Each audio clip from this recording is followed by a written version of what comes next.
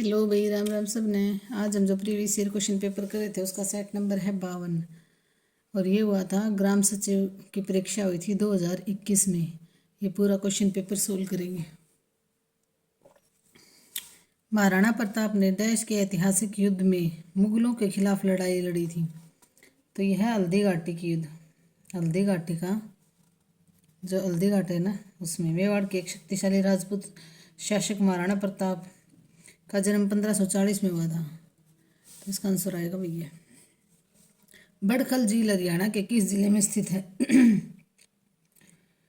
और ये ना, जब हल्दी घाटी की प्रसिद्ध लड़ाई मुगल सम्राट अकबर के साथ लड़ी थी। कब लड़ी थी? अकबर के साथ। और 18 जून 1576 को हुई थी हल्दी घाटी की लड़ाई। ये कब हुई थी? 1576 को। 1576 में हुई थी भाई हल्दी घाटी की लड़ाई। और महाराणा प्रताप और अकबर के साथ हुई थी। और कौन सी लड़ाई थी? हल्दी घाटी की। कब हुई थी? 1576 में। बड़खल झील हरियाणा के किस जिले में स्थित है? तो बड़खल झील है फरीदाबाद में। कहाँ है? फरीदाबाद में है। दो पहाड़ियों के आधार से जुड़कर और एक बांध बनाकर बनाई गई थी। इसने क्षेत्र में बाढ़ के पानी और मिट्टी के कटाव को नियंत्रित करने का काम किया था। 1947 में 1947 में देश को आज़ादी मिलने के तुरंत बाद बड़खल झील का निर्माण किया गया था, ताकि आसपास के खेतों तक पानी पहुंचाया जा सके। 1972 में हरियाणा सरकार ने 70 के दशक में और 90 के दशक के दौरान झील का एक सहारा बनाया, जो एक प्रमुख पर्यटक आकर्षक केंद्र है। तो इसका निर्माण करवाया गया था ताकि आसपास के खेतों तक पानी पहुंच सके। तो 1947 में आज़ादी के तुरंत बाद बड़खल झील का निर्माण हुआ था। और ये कहाँ है? फरीदाबाद में। भारत में निम्नलिखित में से कौन से शासक सैयद वंश से थे? तो कौन से शासक थे? खिज्र खां सैयद वंश से थे। और इनका शासनकाल कब से कब तक था? सैयद राजवंश का 1414 से 1451 तक। और किसने की थी इसकी स्थापना? खिज्र खां ने की थी। इस वंश का शासन अलाउद्दीन शाह के समय में समाप्त हो गया था। तो ये सैयद खां का शासनकाल कब से कब तक था? 1414 से 1451 तक। और सैयद वंश कौन से थे? खिज्र खां। देखो भाई, कुतुबुद्दीन ऐबक, इसका शासनकाल 1206 से 1210 तक था। 1206 से 10। खिज्र खां का 1414 से 1451। 1414 से 1451 तक था। शमसुद्दीन इल्तुतमिश था ना, 1211 से 1236। 1211 से 1236। और रजिया सुल्तान इल्तुतमिश की बेटी थी और दिल्ली पर शासन करने वाली पहली और अंतिम महिला मुस्लिम शासिका थी। तो इसका 1236 से 1240 तक। और यहाँ कैथल में इसका कत्ल कर दिया था रजिया सुल्तान का। तो यह जाता है रजिया सुल्तान का शासनकाल कब से कब तक था? 1236 से 1240 तक। और इल्तुतमिश की बेटी थी। इल्तुतमिश 1211 से 1236 तक। कुतुबुद्दीन ऐबक 1206 से 1210। और खिज्र खां जो सैयद वंश थे वो 1414 से 1451 तक। निम्नलिखित में से कौन सी पूर्व चालुक्य वंश की राजधानी थी? तो चालुक्य की राजधानी कौन सी थी? बादामी। चालुक्य बादामी। चालुक्य की राजधानी कौन सी थी? बादामी। और इसको बादामी को वातापी भी बोल देते हैं भाई। बादामी को वातापी भी बोल देते हैं। चालुक्यों की कर्नाटक में बादामी ने को अपनी राजधानी बनाया था। और अपने इनका सबसे महान राजा कौन सा था? पुलकेशिन द्वितीय। हरियाणा का राज्य पक्षी है। तो हरियाणा का राज्य पक्षी कौन सा है? काला तितर। इसको ब्लैक फ्रैंकोलिन भी बोल देते हैं। हरियाणा राज्य का पक्षी है जिसे स्थानीय रूप से काला तितर के रूप में जाना जाता है। ब्लैक फ्रैंकोलिन तितर परिवार में एक क्रीड़ा पक्षी है। वे उड़ने की बजाय है ना, दौड़ना पसंद करते हैं। उनके शरीर पर सफ़ेद धब्बे के साथ एक काला सिर होता है और भूरे रंग के मुकुट का एक अद्वितीय स्वरूप होता है। तो ब्लैक फ्रैंकोलिन वन्य जीव संरक्षण अधिनियम 1972 के अनुसार एक अनुसूची कौन सी है? 4 पक्षी है जिसे IUCN द्वारा संकट मुक्त के रूप में वर्गीकृत किया गया। तो इसके लिए एक अधिनियम कौन सा है? 1972 के अनुसार एक अनुसूची कौन सी है? 4 ये पक्षी है जिसे IUCN द्वारा संकट मुक्त के रूप में वर्गीकृत किया गया है। तो हरियाणा का राज्य पक्षी कौन सा है? काला तितर, इसको ब्लैक फ्रैंकोलिन भी बोलते हैं। हरियाणा वन विकास निगम HFDC हरियाणा वन विकास निगम HFDC लिमिटेड की स्थापना कब हुई थी? तो इसकी स्थापना कब हुई थी? दिसंबर 1989 में। 7 दिसंबर 1989 को कंपनी कब हुई थी? 7 दिसंबर 1989 को अधिनियम 1956 के तहत पूर्ण स्वामित्व वाली सरकार कंपनी के रूप में शामिल किया गया है।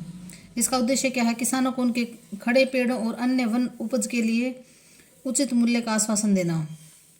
तो क्या होगा? HFDC लिमिटेड की स्थापना कब हुई थी? 7 दिसंबर 1989 को। 7 दिसंबर 1989 को HFDC की स्थापना हुई थी, हरियाणा वन विकास निगम लिमिटेड। हरियाणा में वर्तमान में कितने प्रशासनिक मंडल हैं? तो हरियाणा में वर्तमान में है 6 प्रशासनिक मंडल। अंबाला, रोहतक, गुरुग्राम, हिसार, करनाल और फरीदाबाद। कितने प्रशासनिक मंडल हैं? अंबाला, रोहतक, गुरुग्राम, हिसार, करनाल और फरीदाबाद। कलसिया के राजा ने हरियाणा के डैश शहर में किला बनवाया था। तो कलसिया के राजा ने कहाँ किला बनवाया था? ये बनवाया था छछरौली में। कलसिया राज्य की स्थापना 1760 में गुरबख्श सिंह ने की थी। वह सिख संघर्ष के करौरिया मिसल में शामिल हो गए। महाराजा रणजीत सिंह ने छछरौली की संपत्ति गुरबख्श सिंह को दे दी थी, जो अपने सैनिकों के सेनापति और कलसिया गांव के निवासी थे। गुरबख्श ने राज्य का नाम कलसिया रखा और छछरौली इसकी राजधानी। तो देखो भाई, कलसिया के राजा ने हरियाणा के किस शहर में किला बनवाया? छछरौली में। इसे अपनी राजधानी बनाया था। तो ये नया क्वेश्चन है, ये आ जाए तो ये पूछ लेंगे। कलसिया के राजा ने हरियाणा के किस शहर को अपनी राजधानी बनाया था? तो छछरौली को। प्रथम आधुनिक ओलंपिक खेल कहाँ हुए थे? तो प्रथम आधुनिक ओलंपिक खेल कहाँ हुए थे? एथेंस में। ग्रीस में ओलंपिया में प्राचीन खेलों का मंचन 1776 ईसा पूर्व में लगभग 393 ईस्वी के बीच था। ओलंपिक को फिर शुरू होने में लगभग 1503 साल लग गए थे। पहला आधुनिक ओलंपिक 1896 में एथेंस ग्रीस में आयोजित हुआ था। तो डेट पूछ ले तो 1896 में।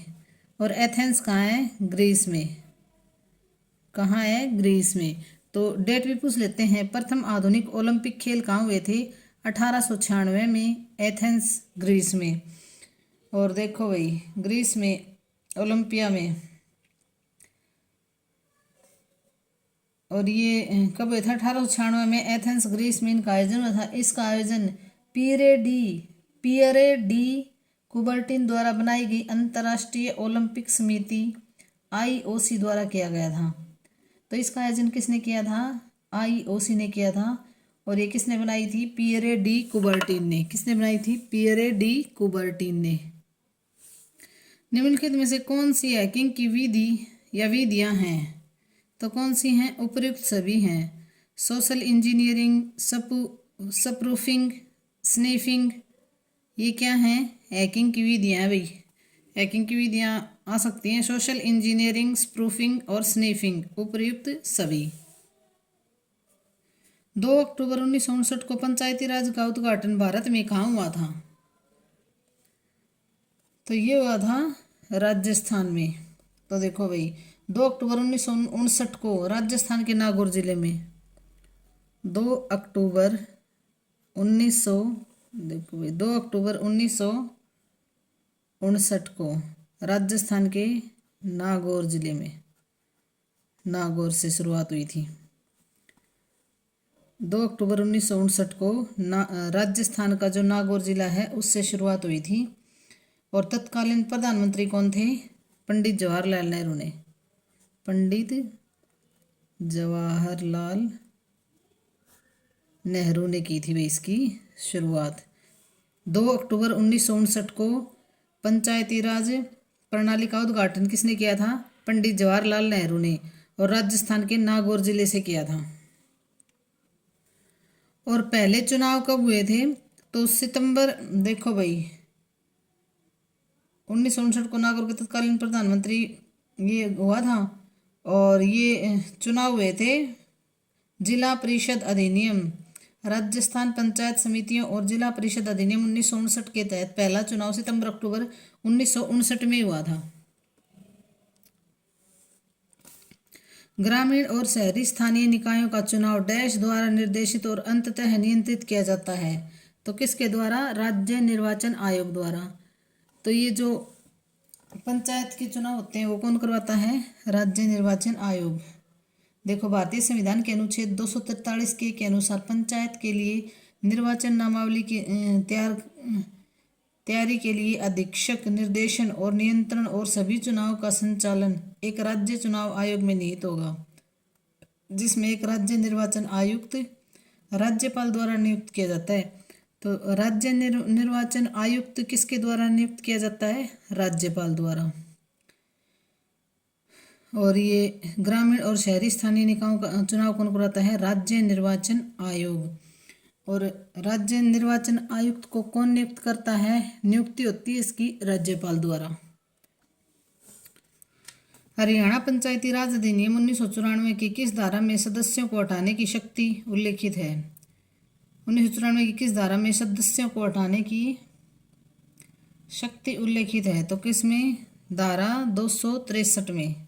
किसमें? धारा 263 में सदस्यों को हटाने की शक्ति है। 260 में प्राधिकरण का विघटन, 260 में प्राधिकरण का विघटन, 260 में प्राधिकरण का विघटन और 261 में प्रतिनिधि को शक्ति। 261 क्या देता है? शक्ति, और 60 क्या देता है? विघटन। और 264 में प्राधिकरण को अनुदान, अग्रिम और ऋण देने के लिए सरकार की शक्ति है। तो सदस्यों को हटाने की शक्ति किसमें है? 263 में। हरियाणा पंचायती राज अधिनियम 1994 के संदर्भ में सही उत्तर पहचानिए। तो सही उत्तर क्या होगा? इसका होगा धारा 276 पुलिस के साथ प्राधिकरण के संबंध से संबंधित है। तो धारा 276 पुलिस के साथ प्राधिकरण से संबंधित है, इसका ये उत्तर सही होगा। पानीपत का तीसरा युद्ध कब लड़ा गया था? तो पानीपत का तीसरा युद्ध लड़ा गया था 1761 में, 14 जनवरी 1761 को। देखो भाई 14 जनवरी 1761 ये डेट आती है, पहले सीधा पूछते थे। पानीपत का तीसरा युद्ध 14 जनवरी 1761 को लड़ा गया था। और ये मराठा साम्राज्य के उत्तरी, देखो ये मराठा और किसके बीच लड़ा गया था? अहमद शाह अब्दाली। तो अहमद शाह अब्दाली क्या थे? अफगानी थे। ये भी पूछ लेते हैं, अहमद शाह अब्दाली क्या थे? अफगानी थे। तो मराठों और अहमद शाह अब्दाली के बीच लड़ा गया था पानीपत का तीसरा युद्ध 14 जनवरी 1761 को। और 1526 को लड़ा गया था पहला युद्ध। कब? 1526 को। और 1556 5 नवंबर 1556 को दूसरा युद्ध लड़ा गया था। 1526 में पहला, 5 नवंबर 1556 को दूसरा युद्ध पानीपत का, और 14 जनवरी 1761 को तीसरा युद्ध लड़ा गया था। कंप्यूटर हाई ड्राइव पर सिस्टम रैंडम एक्सेस मेमोरी के बैकअप के रूप में डैश स्थान कार्य करता है। तो किसके रूप में? Virtual memory. Virtual memory. चार मीनार कहाँ स्थित है? तो देखो भाई चार मीनार कहाँ स्थित है? ये है हैदराबाद में। ये उर्दू शब्द है और हैदराबाद में स्थित है। ये हैदराबाद तेलंगाना राज्य है। यह शहर जो तेलंगाना और आंध्र प्रदेश दोनों राज्यों की राजधानी था भाई पहले। तो ये कहाँ स्थित है? हैदराबाद में। चार मीनार कहाँ है? हैदराबाद में। हरियाणा में HPCP का अर्थ है, HPCP का अर्थ है, तो इसका क्या अर्थ है? Haryana power purchase centre. Haryana power purchase centre. तो देखो HP पावर परचेज सेंटर है HPPC हरियाणा, HPCP हरियाणा बिजली के खरीद केंद्र के लिए एक संक्षिप्त नाम है। तो ये क्या है? Haryana power purchase centre. Haryana power purchase centre. तो ये HPPC आएगा भाई, HPPC। ये यहाँ गलत दे रखा है, हरियाणा पावर परचेज सेंटर, ये आएगा इसका। अंतर्राष्ट्रीय पुनर्संरचना और विकास बैंक को भी कहते हैं। तो अंतर्राष्ट्रीय पुनर्संरचना और विकास बैंक किसको भी कहते हैं? यह आएगा विश्व बैंक को, विश्व बैंक को। International bank of reconstruction and development IBRD उन दो प्रमुख संस्थानों में से एक है जो अंतर्राष्ट्रीय विकास संघ IDA होने के साथ विश्व बैंक का गठन करते हैं। IDA एक वित्तीय संस्था है जो विश्व के सबसे गरीब देशों को विकास ऋण देने के लिए समर्पित है। हरियाणा का गुरुग्राम जिला डैश में बना था। तो हरियाणा का गुरुग्राम जिला कब बना था? 1979 में। कब बना था? 1979 में हरियाणा राज्य ने 15 अगस्त 1979 को गुरुग्राम जिले को दो जिलों गुरुग्राम और फरीदाबाद में विभाजित कर दिया था। तो 1979 में बना था गुरुग्राम जिला, और फरीदाबाद और गुरुग्राम जिला में विभाजित हो गया था ये।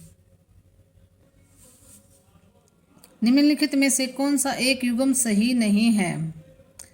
तो इसमें से कौन सा सही नहीं है? ये तीसरा सही नहीं है, और ये श्री हर्ष नैस चरित्र, ये भी ठीक है। हेमचंद्र कुमार पाल चरित्र, कलहन की राजतरंगिणी, ये सही है, ये ठीक नहीं है। संपत्ति का अधिकार जिसे 44वें संशोधन के द्वारा मौलिक अधिकारों की सूची से निकाल दिया गया अनुच्छेद के अंतर्गत एक साधारण विधिक अधिकार बन गया है। तो इसका होगा 300A। 1978 के 44वें संशोधन अधिनियम ने 42वें संशोधन अधिनियम द्वारा किए गए उस प्रावधान को उलट दिया जिसने सरकार को अनुच्छेद 368 द्वारा अपनी इच्छा पर संविधान में संशोधन करने की अनुमति दी। 44वें संशोधन अधिनियम ने सरकार को इस अनुचित शक्ति को, देखो भाई, संपत्ति का अधिकार मौलिक अधिकार अनुच्छेद 31 की सूची से हटा दिया, और अब ये कहाँ रख दिया? 300A में। तो संपत्ति का अधिकार जिसे 44वें संविधान संशोधन द्वारा मौलिक अधिकारों की सूची से निकाल दिया गया। तो मौलिक अधिकार अनुच्छेद 31 की सूची से हटाकर ये कहाँ था? ये मौलिक अधिकार अनुच्छेद 31 में था, 31 में था ये, और वहाँ से हटाकर कहाँ रख दिया? अब 300A में। कहाँ रख दिया? 300A में। पंचायत राज की परिभाषा किस संवैधानिक अनुच्छेद में है? तो ये किस में है? 243 में। पंचायती राज की संवैधानिक अनुच्छेद में है। पंचायती राज की परिभाषा किस में है? 243 में। 243 के अनुसार पंचायत का अर्थ है स्वशासन जो ग्रामीण क्षेत्र के लिए भारतीय संविधान के तहत काम करता है। अनुच्छेद राज्य में एक जिले के रूप में एक जिले, ग्राम सभा, एक राज्य के मध्यवर्ती स्तर, पंचायत क्षेत्र और आबादी को परिभाषित करता है। तो ये किस में है? पंचायती राज किस में है? रट्टा मार लो भी, 243 में। 243 में है। मिश्र धातु में डैश के सापेक्ष अनुपात को बढ़ाने की प्रक्रिया पैटिनसंस प्रक्रिया कहलाती है। तो ये क्या कहलाती है? चांदी। डिस्क ड्राइव के रीड राइट हेड को डिस्क पर निर्दिष्ट स्थान पर ले जाने के लिए लगने वाला वांछित समय है। तो वांछित समय क्या है? Sick time. क्या है? Sick time. वांछित समय क्या है? Sick time. भारत में पंचायती राज संस्थान PRI डैश की प्रणाली है। तो किसकी प्रणाली है? ग्रामीण स्थानीय स्वशासन की। PRI किसकी है? ग्रामीण स्थानीय स्वशासन की। ऐसे स्थानीय निकाय द्वारा स्थानीय मामलों का प्रबंधन है जो स्थानीय लोगों द्वारा चुने जाते हैं। PRI भारत में ग्रामीण स्थानीय स्वशासन की एक प्रणाली है। तो ग्रामीण स्थानीय स्वशासन की एक प्रणाली है। ग्राम सभा के संदर्भ में कौन सा कथन सत्य है? यह पंचायती राज प्रणाली की प्राथमिक निकाय है। तो कौन सा कथन सत्य है? यह पंचायती राज प्रणाली की प्राथमिक निकाय है। ग्राम सभा शब्द को भारत के संविधान के अनुच्छेद 243B के तहत परिभाषित किया गया है। 243B के तहत ग्राम सभा पंचायती राज व्यवस्था की प्राथमिक संस्था है और अब तक की सबसे बड़ी संस्था है। यह एक स्थायी निकाय है। तो इसमें क्या आएगा? इसका आएगा यह पंचायती राज प्रणाली की प्राथमिक निकाय है।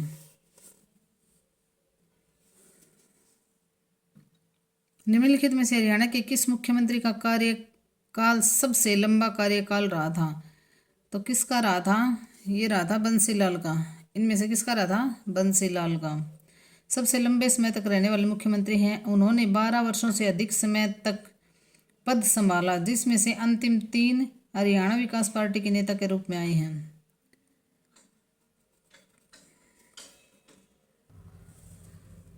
मौर्य स्तंभ राजधानी, जिसे सिंह राजधानी भी कहा जाता है, डैश में पाई जाती है। तो ये किसे कहा जाता है? ये सारनाथ को कहा जाता है भाई।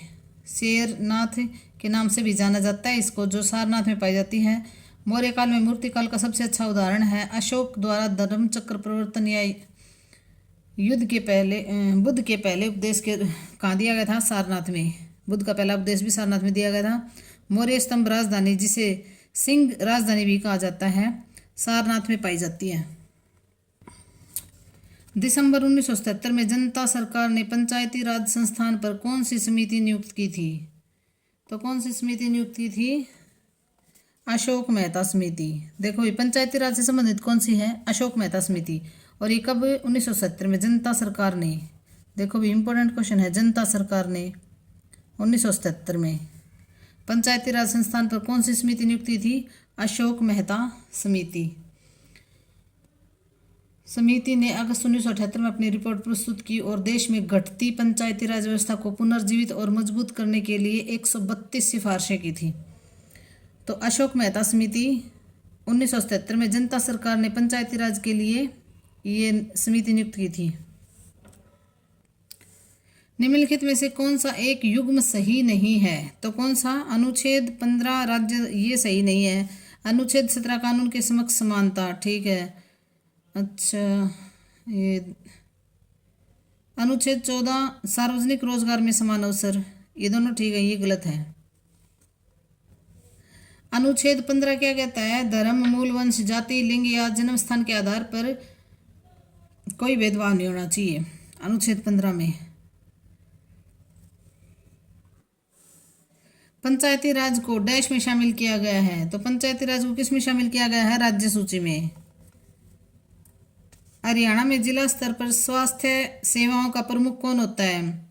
तो ये कौन होता है? मुख्य चिकित्सा अधिकारी। मुख्य चिकित्सा अधिकारी होता है जिला स्तर पर, मुख्य चिकित्सा अधिकारी होता है। और MS वर्ड में चयनित अक्षरों को बोल्ड या अनबोल्ड करने के लिए लघु कुंजी कौन सी है? तो ये कौन सी है? Ctrl+B। कौन सी है? Ctrl+B। ग्राम सभा की मीटिंग बुलाने का उत्तरदायित्व किसका होता है? तो ये किसका होता है? ग्राम पंचायत का जो सचिव होता है ना, उसका होता है। ग्राम सभा की मीटिंग बुलाने का उत्तरदायित्व किसका होता है? ग्राम पंचायत का जो सचिव होता है उसका होता है। ग्राम पंचायत में एक सचिव होता है जो ग्राम सभा का भी सचिव होता है। सचिव एक निर्वाचित प्राधिकारी नहीं है, लेकिन सरकार द्वारा नियुक्त किया जाता है। तो सचिव क्या है? सरकार द्वारा नियुक्त किया जाता है। सचिव ग्राम पंचायत और ग्राम सभा के बीच की कड़ी होता है। तो ग्राम पंचायत और ग्राम सभा के बीच की कड़ी कौन होता है? सचिव। कौन होता है? सचिव होता है। वह ग्राम सभा और ग्राम पंचायत की बैठकों को बुलाने के लिए उत्तरदायी होता है। कौन? सचिव, ग्राम सभा का सचिव। यमुना नदी हरियाणा की किस सीमा पर बहती है? तो यमुना नदी हरियाणा की सीमा पर बहती है? पूर्वी सीमा पर। यमुना नदी उत्तर प्रदेश के साथ हरियाणा की पूर्वी सीमा बनाती है और यह क्लेसर के जंगल के पास यमुना हरियाणा में प्रवेश करती है। और यमुनानगर, करनाल, पानीपत, सोनीपत, फरीदाबाद जिलों के साथ दक्षिण में बहती हुई फरीदाबाद जिले से फिर आगे हसनपुर गांव से ये यूपी में चली जाती है। हरियाणा पंचायती राज अधिनियम 1994 की कौन सी धारा कर लगाने की प्रक्रिया से संबंधित है? तो कर लगाने की प्रक्रिया से कौन सी संबंधित है? धारा 148, 1, 4, 8। इस तरह याद कर लो भाई। 1 से हो गए 4, 4 से हो गए 8, कर लगा के 4 के दुगुने कर दिए, तो 1, 4, 8। ये किससे संबंधित है? कर लगाने से। और जिला परिषद कोष 145, जिला परिषद कोष 145 और 147 में क्या है? कराधान की शक्ति। और 143 में क्या है? अनुबंध बनाने की विधि। तो कर लगाने की क्या होगी? 148। ग्राम पंचायत के कार्य हैं। तो ग्राम पंचायत के क्या कार्य हैं? उपयुक्त सभी हैं। स्थानीय कर लगाना और एकत्रित करना, जल संसाधनों का निर्माण करना, रोजगार से संबंधित सरकारी योजनाओं का कार्यान्वयन करना, उपर्युक्त सभी। पंचायती राज प्रणाली में पंचायत शब्द का मतलब क्या है? तो पंचायत शब्द का मतलब क्या होगा? इसमें पंचायत शब्द का अर्थ है पांच ये होगा भाई। और राज का संयोजन से आयात का अर्थ है शासन। पारंपरिक रूप से पंचायत में स्थानीय समुदाय द्वारा चुने गए बुजुर्ग और बुद्धिमान लोग शामिल होते हैं। तो पंचायत के मुखिया को मुखिया या सरपंच कहा जाता है। तो इसका पंचायती राज प्रणाली में पंचायत शब्द का क्या मतलब है? पांच की सभा। हरियाणा के किस जिले को बुनकरों की नगरी कहा जाता है? तो ये कहा जाता है भाई पानीपत को। बुनकरों का शहर, कपड़ों का शहर किसे कहा जाता है? पानीपत को। दरी, गलीचे, कंबल ये सब पानीपत में बनते हैं। La3+ आयन है, तो ये भाई इसका क्या है? इसका आएगा प्रतिचुंबकीय। क्या आएगा इसका? प्रतिचुंबकीय। निम्नलिखित में से कौन सा पक्षी विहार हरियाणा के गुरुग्राम में स्थित है? तो कौन सा है पक्षी विहार गुरुग्राम में? सुल्तानपुर पक्षी विहार। सुल्तानपुर राष्ट्रीय उद्यान और पक्षी अभ्यारण्य हरियाणा के गुरुग्राम जिले में है। 2 अप्रैल 1971 को पंजाब वन्य संरक्षण अधिनियम, तो देखो भाई पंजाब वन्य जीव संरक्षण अधिनियम 1959 की धारा 8 के तहत झील को अभ्यारण्य का दर्जा दिया गया था और 91 में इसे वन्य जीव संरक्षण अधिनियम बना दिया था। राष्ट्रीय उद्यान बना दिया था 1991 में। तो सुल्तानपुर पक्षी विहार कहाँ है? हरियाणा के गुरुग्राम में। किस चिकित्सक ने दर्शाया कि रक्त को शरीर में हृदय द्वारा पंप किया जाता है? तो विलियम हार्वे ने। शरीर में रक्त को पूर्ण परिसंचरण को पहचानने और इस विचार का समर्थन करने के लिए प्रयोग दिया था। किसने? विलियम हार्वे ने। William Harvey. हरियाणा की निम्नलिखित में से कौन सी नृत्य शैली महाभारत के युद्ध के दिनों से चली आ रही है? तो ये कौन सी है? धमाल नृत्य। हरियाणा का धमाल नृत्य एक प्राचीन नृत्य है क्योंकि महान हिंदू महाकाव्य युद्ध महाभारत के दिनों से यह नृत्य प्रचलन में है। गुरुग्राम क्षेत्र में यह धमाल नृत्य बहुत ही प्रसिद्ध है।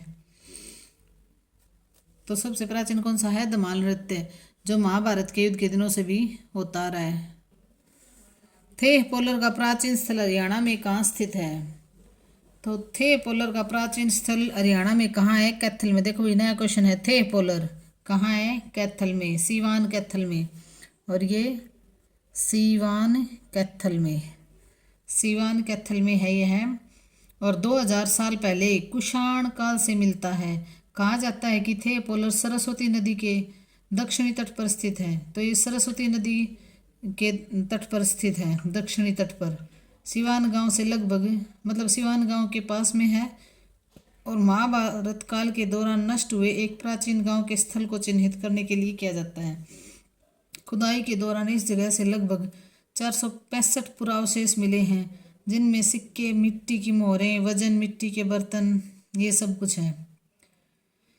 और टीले के शीर्ष पर घनी बस्ती और मल प्रवाह टैंक बिछाने के लिए बेतरतीब खुदाई ने स्तरों को बिगाड़ दिया।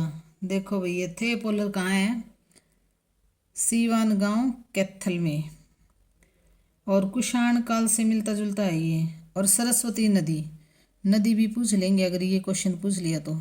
सरस्वती नदी, थे पोलर किस नदी के दक्षिणी तट पर? सरस्वती। और कैथल के सीवान गांव में थे पोलर। नया क्वेश्चन है भाई, थे पोलर कहाँ? कैथल के सीवान गांव में। और नदी सरस्वती नदी। हरियाणा में 1857 की क्रांति का प्रारंभ कहाँ से हुआ? तो ये कहाँ से हुआ था? अम्बाला से। 10 मई 1857 को, 10 मई 1857। कहाँ से? अम्बाला से, 10 मई 1857 को। और दिन कौन सा था? रविवार। दिन भी पूछ लेंगे भाई, रविवार था। अच्छा, रविवार को मेरठ में विद्रोह के प्रकोप से 9 घंटे पहले 60वीं नेटिव पैदल ने अम्बाला में खुलेआम विद्रोह कर दिया। मेरठ में विद्रोह के प्रकोप से अंबाला में खुलेआम विद्रोह कर दिया। सिपाहियों ने अपनी पैदल सेनाओं को छोड़ दिया क्योंकि वे एक आदमी के रूप में सैन्य दल क्षेत्र से अधिक हथियार जब्त कर रहे थे। तो अंबाला, मेरठ और दिल्ली में घटनाओं की खबर सुनकर हरियाणा के लोग भी भड़क उठे और उन्होंने क्या किया, विद्रोह कर दिया। तो देखो भी हरियाणा में 1857 की क्रांति का आरंभ अंबाला से हुआ था और ये कब हुआ था? 10 मई 1857 को। ऋग्वेद में डैश का उल्लेख स्थानीय सौ इकाइयों के रूप में किया गया है। तो ये समिति, विधाता और सभा, इसका एक है प्रयुक्त सभी। निम्नलिखित में से किस पुस्तक में अग्रोहा का उल्लेख है? तो किस पुस्तक में है? दिव्यावदान में। किस पुस्तक में अग्रोहा का उल्लेख है? दिव्यावदान में, जो बौद्ध धर्म का महत्वपूर्ण केंद्र था। और ये महात्मा बुद्ध ने हरियाणा में कई स्थानों की यात्रा की थी। माना जाता है कि अग्रोहा अग्रवाल समुदाय के पौराणिक राजा महाराजा अग्रसेन की राजधानी था। तो अग्रोहा किसकी राजधानी था? महाराजा अग्रसेन की। अग्रोहा शहर तक्षशिला और मथुरा के बीच प्राचीन व्यापार मार्ग पर स्थित था, इसीलिए यह फिरोज शाह तुगलक के इजहार ए फिरोजा की एक नई बस्ती के अस्तित्व के रूप में आया था। तो ये दिव्यावदान किस पुस्तक में अग्रोहा का उल्लेख है? दिव्यावदान। और दिव्यावदान बौद्धों की पुस्तक थी भाई। किसकी पुस्तक थी? बौद्धों की। ये टॉपिक मैंने करवा रखा है, बहुत अच्छे से कर लेना जाके। एक पृष्ठ के बाएं दाएं शीर्ष पर तल के एक छोर से दूसरे छोर तक के खाली स्थान क्या होते हैं? मार्जिन्स। क्या होते हैं? मार्जिन्स। निम्नलिखित में से किस गुप्त शासक को कविराज की उपाधि मिली थी? तो किस गुप्त शासक को कविराज की उपाधि मिली थी? समुद्रगुप्त को। पैरालंपिक खेलों में पदक जीतने वाली हरियाणा की प्रथम भारतीय महिला कौन थी? तो ये कौन थी? दीपा मलिक। कौन थी? दीपा मलिक थी। 2017 में हरियाणा के किस जिले में Kalpana Chawla government medical college KCGMC की स्थापना की थी? तो किस में की थी? करनाल में।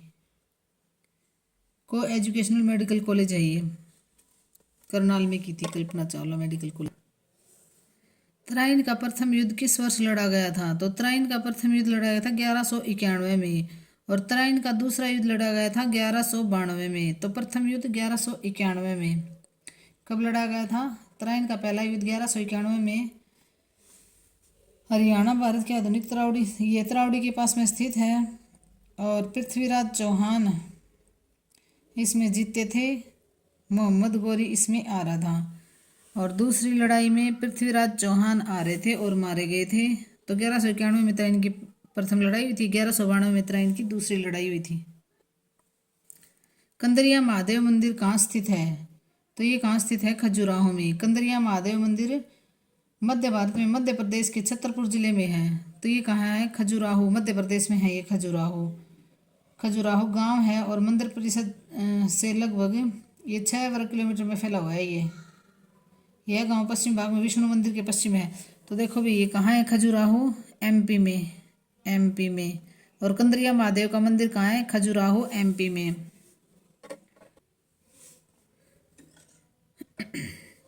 हरियाणा पंचायती राज अधिनियम 1994 की कौन सी धारा विकास योजना से संबंधित है? तो विकास योजना से संबंधित कौन सी है?